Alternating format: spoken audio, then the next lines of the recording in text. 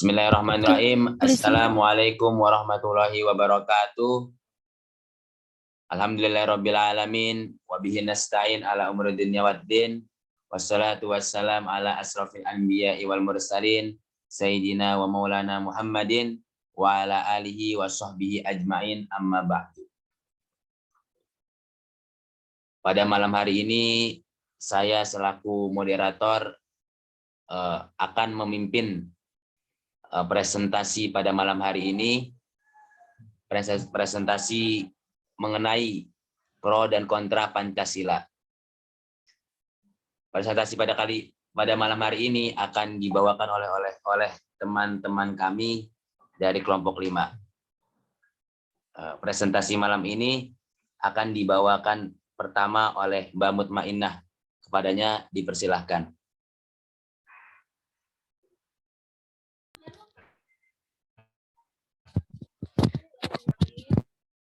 Assalamualaikum warahmatullahi wabarakatuh.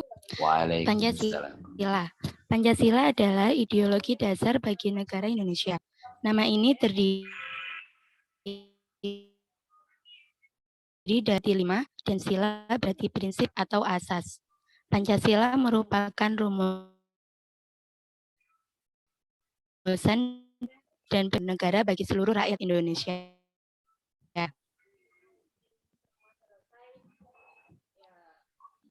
Slide selanjutnya.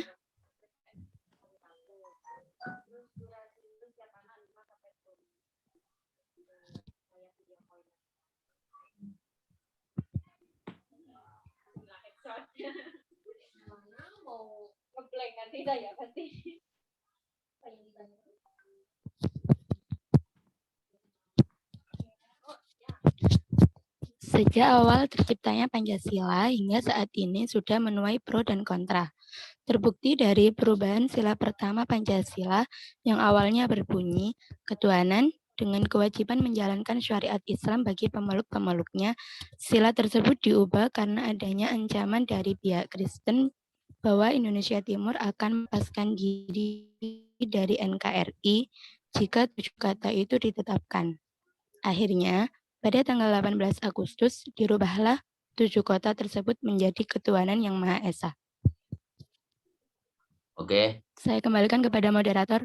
Oke, selanjutnya kepada Mbak Nabila untuk melanjutkan presentasi, dipersilahkan.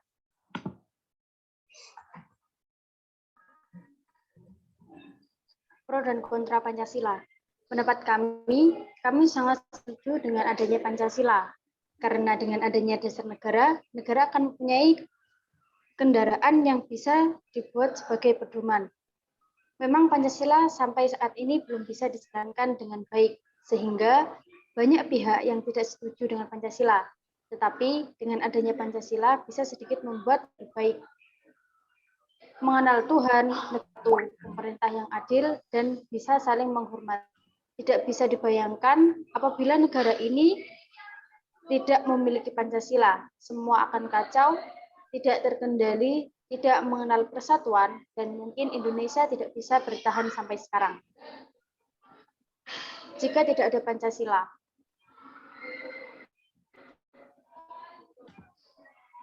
Oke, selanjutnya kepada Mbak Hanum, dipersilakan melanjutkan presentasi pada malam hari ini.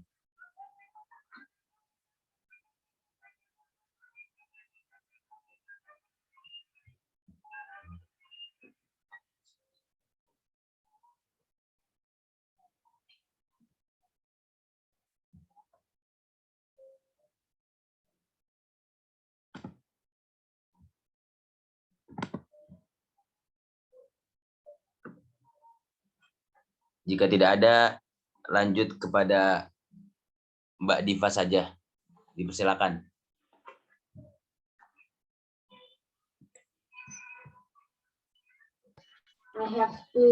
Sejak bergulir Orde Reformasi hingga kini, Pancasila sebagai ideologi bangsa Indonesia masih mengundang pro dan kontra. Setelah diperingati pada 1 Juni kemarin, demam diskusi Pancasila kini cukup tinggi. Kiai Haji Khalil Ridwan LC, salah satu Ketua Majelis Ulama Indonesia, mengatakan Pancasila hanyalah sebagai kendaraan sementara, bukan tujuan utama.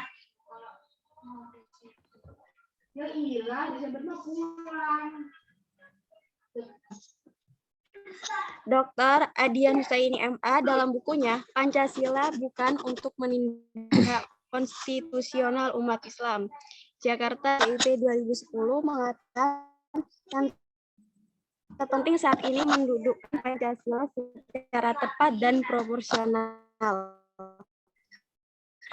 Menurutnya, Pancasila sesungguhnya bukan pandangan hidup Islam. Bagi sebagian kalangan, ideologi Pancasila adalah suatu keniscayaan, apalagi ketika ancaman.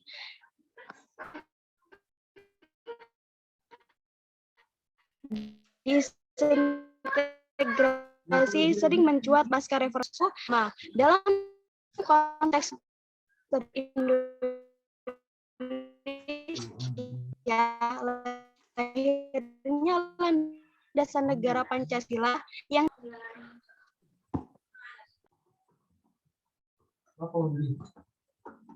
kamu kan belajar bareng.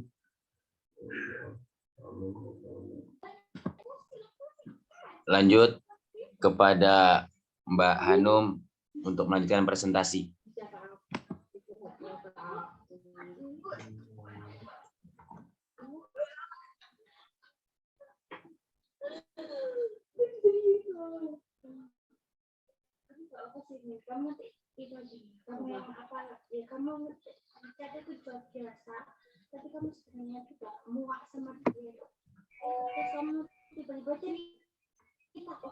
Tetapi ideologi Pancasila pasca reformasi memancing pro kontra dalam internal umat Islam.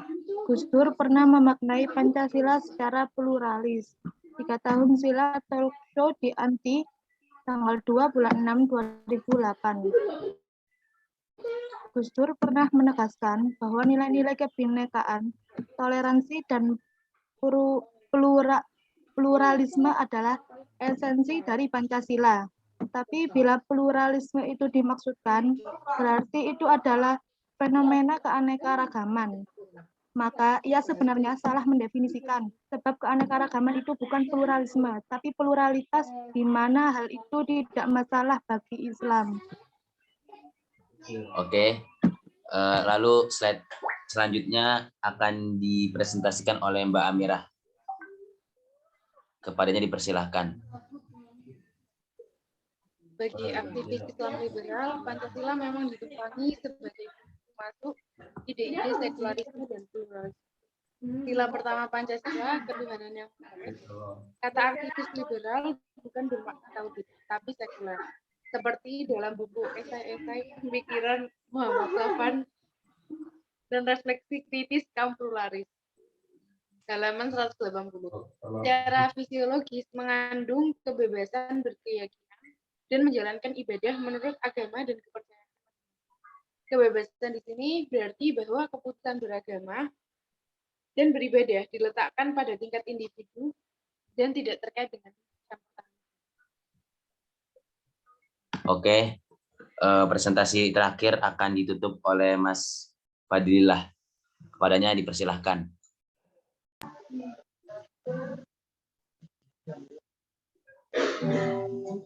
Tunggu, Mas. Tunggu. Pro dan kontra Pancasila. Dalam pandangan Sofwan, sila-sila Pancasila secara eksplisit melihat agama merupakan persoalan individu dan bukan persoalan negara.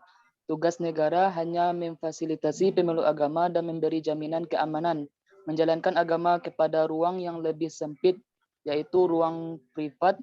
Nilai-nilai agama boleh saja masuk ruang publik, namun dengan syarat nilai moral religi yang sudah menjadi kesepakatan umum. Pandangan ini sama dengan Jose Casanova yang mempopulerkan istilah deprivatisasi agama. Hanya itu, Mas. Sudah. Terima kasih kepada seluruh presentator yang telah membawakan presentasinya. Saya tutup presentasi pada malam hari ini. Kurang lebihnya mohon maaf. Wabillahi taufik wal hidayah. Waridho wal inayah. Assalamualaikum warahmatullahi wabarakatuh.